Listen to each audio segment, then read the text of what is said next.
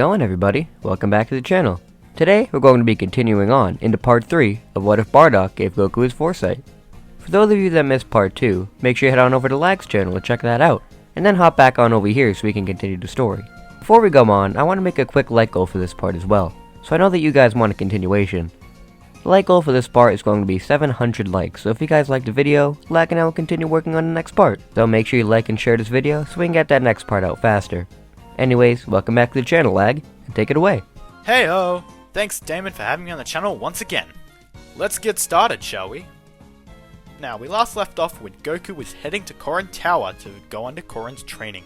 Roshi takes him there alongside Gohan. Goku and the gang head to Korin Tower and meet the locals like usual. Goku and Roshi climb Korin Tower with little difficulty. Roshi's a little slower, but we cut him some slack for his age.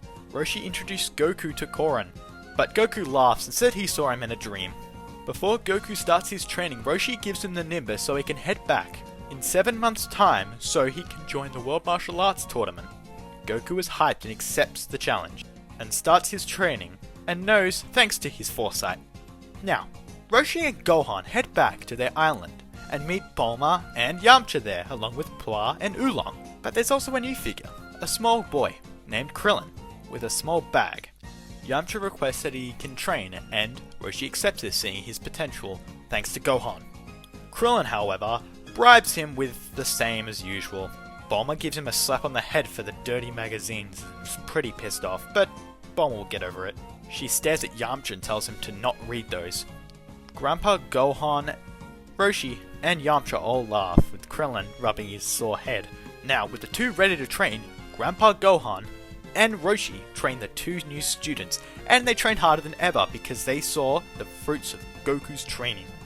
Now, with Goku, like usual, Goku was training a few months, climbing up and down Korin Tower.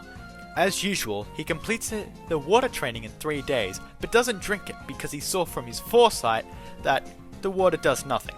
Goku would normally be demotivated, but he thought he might get something else out of it. He didn't, but he realizes he has a new ability. His new reactions and anticipating movement by breathing. For the last 3 months though, he has nothing to do. He sleeps one night and has another vision. A bald man, the same guy who was killed by the green alien demon looking thing, throwing a disc towards a giant. Goku sees the same similar green person shooting a hole through his chest, while with another person. Goku wakes up and feels his chest like last time, but there's nothing there. Goku's a little bit worried, but he doesn't mind. Like usual, Goku tries to learn the destructive disc, but can only throw a half-size one because of the amount of energy he can output. Kinda like the Masenko, but since it's smaller, since he can't put out that much energy. Goku attempts the other attack, but can't seem to know how to do it. He only saw it go through him. Oh well, he'll find out one day, and he'll be happy to learn it. As the last set of months pass, Goku finishes up his training and learns how to throw the disc now. Pretty easy. Goku hops on his Nimbus and says goodbye. Korin was about to give him a bag of something, which we all know what it is, but he doesn't take it, because he was running late. Goku doesn't know the way back, but he knows because he can sense people's energy, like we discussed in the second part. Goku's a few moments away Kami House, and he surfs on the ocean with the Nimbus, having some fun. He sees in the distance as a giant fish jumps over in the water as he lands on Roshi's island. Goku is greeted by the usual gang, and one extra, Krillin. Goku shakes his hand, but then gets a flashback seeing Krillin dying. He shakes his head because they're not wearing the same uniform as the one that died or he saw die. They all prepare to head off to the Martial Arts Tournament Island. They're all there and roster up as usual, with Yamcha added into the team thanks to him training a lot earlier than canon. When he fought Goku, he saw his training was tremendous and wanted to gain that kind of power on his own. So, with here, everybody tries to see the roster as Oolong turns into the ladder and Bulma climbs up, whole kind of thing. Except here is where Yamcha beats Bacterian.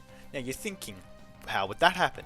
Well, Yamcha had learned how to do the Kamehameha in training because Goku used it, and so he attempts it in training and succeeds. So, blindly, while dizzy from all the stinky smell, him trying to blow away the smell with his hands, he forms a Kamehameha and blasts it towards Bacterian, knocking him out of the ring.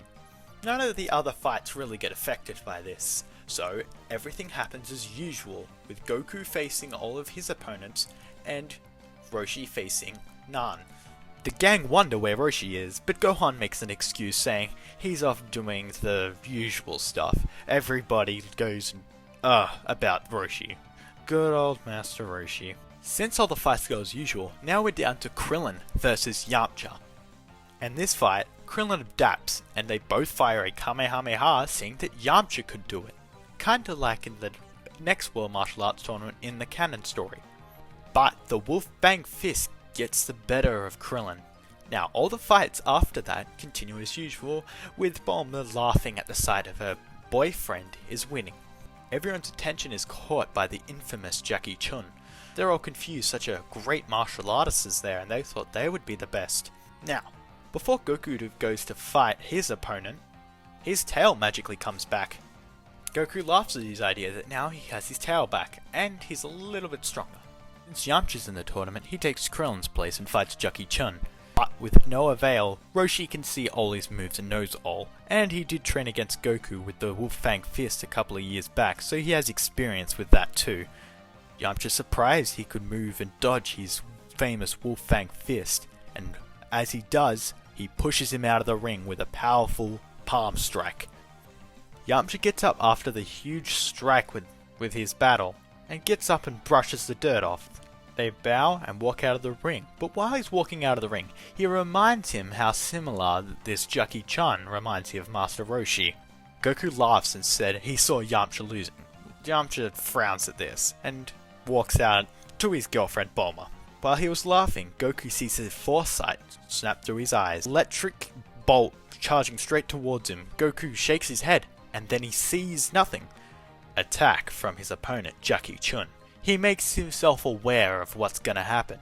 The two stand up to the ring and bow their heads into their fighting stance. Then the gong rings and the battle begins. This time the fight doesn't go as usual because the two head off with their basic martial arts attacks, and they're somewhat equal. Goku has the upper hand because the drunken fighting style doesn't work like the usual. Goku's be able to anticipate his movements thanks to his training with Korin. Goku tries to counter with a Wolf Fang Fist, but Jackie Chun saw it coming and picks him up and throws him. Goku swings around the palm tree with his tail and heads back and tries to hit him. When he steps aside, Goku gains his ground, but he sees a Foresight image of him being zapped, and then the whole moon, and then him staring at the moon, and then everything going all black for some reason. Jackie Chun tries to kick Goku, but Goku dodges out of the way just in time. Goku gets back up and throws a Destructo Disc, trying to hit him or the ground underneath him to slide him off. Jackie Chun jumps over this and prepares his Lightning Bolt attack, where Goku dodges, seeing this in his Foresight, and thanks to anticipating his opponent's movements with their breathing. Goku gets another vision of what seems to be a figure looking like a bigger version of him getting stomped on by a giant ape, and this stuns Goku and leaves him wide open, ready for Jackie Chun to leave the finishing blow, knocking him down and out of the ring, unconscious. It's not long before Goku gets back up, and he thinks about what he just saw. Could the figure be Yamcha, and could the giant ape be him? He puts two and two together, but realizes that the uniform that he's noticed hasn't been seen at all, like nobody has worn that.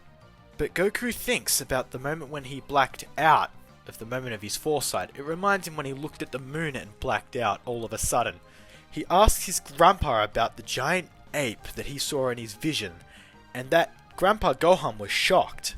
Grandpa Gohan explains everything to Goku, with Goku all shooken up about this information, that if he looks at the moon he can transform a giant ape. He explains that if he looks in the moon he's a danger because he could kill everyone. Goku is now worried about his newfound power, but Grandpa Gohan goes up to him and comforts him as they all prepare to leave the arena and head back to Kame House. And that's where we're going to leave it here. Now, part 4 will be out on my channel and Damon will be the one doing it. Be sure to like and subscribe to Damon for more of his amazing content, and I'll see you on my channel. See ya!